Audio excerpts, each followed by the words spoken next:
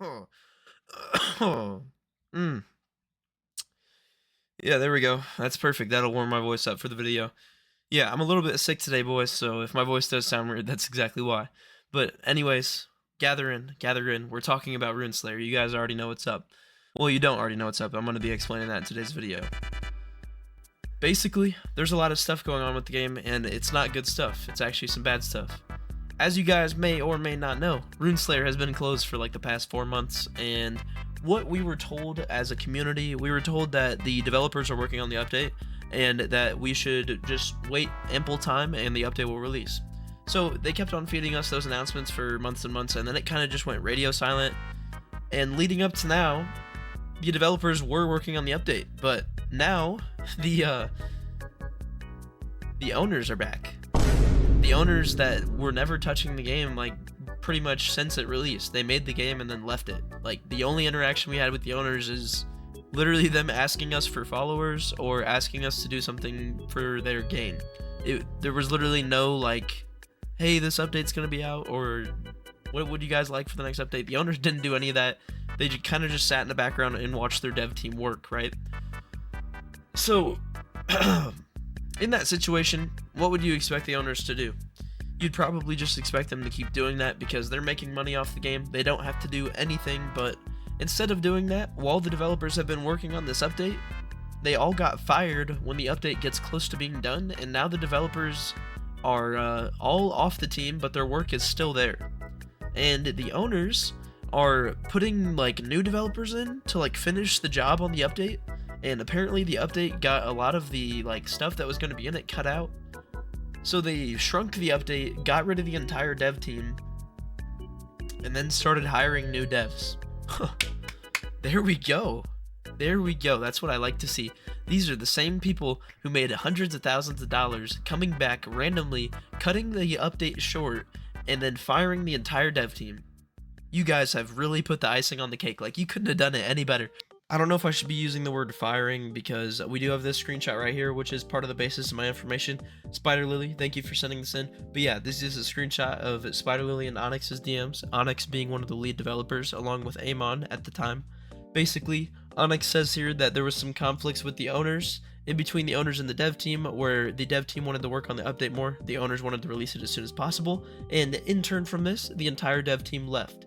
So that doesn't really make any sense to me. That moreover seems like they got pushed out by the owners, if you ask me, because if the owners of the game were saying, hey, we need to release as soon as possible, and the development team that was basically handed the keys to the castle, because Amon and Onyx becoming lead developers basically meant they were supposed to be leading the game.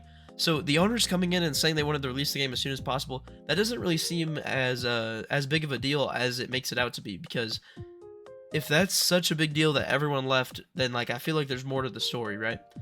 But anyways, moving on from that, Spider Lily says, that doesn't surprise me. I never really liked one of the owners. And then Onyx says, the person flexing his money on Instagram, from what we're assuming, has stuff to pay, so he ran out of money.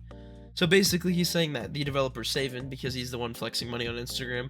They're saying that he basically has to pay rent, so he needs to like open Rune Slayer back up. And then yeah, you can read the rest of the screenshot there. You basically get the idea. It seems like the devs need money, and then they got mad at the, or sorry, not the devs, the owners need money, and they got mad at the devs for not working on the game fast enough. So basically what happened is the whole dev team's gone. I don't really know how that makes any sense, but that's what happened. So yeah, rent is due, Rune Slayer owners are back. Woohoo.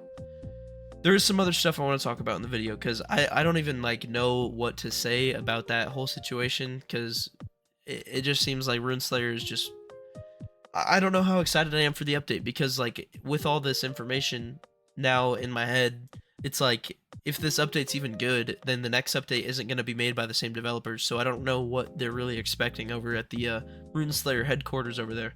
It doesn't make any sense to me. And it's kind of sad to see the whole old dev team go, because there were some guys on there that I thought were cool, and they know who they are. I'm not going to name anyone by name, but like, yeah, I appreciate you guys for the experience you gave us while we had it, even though it might have not been the best for everybody.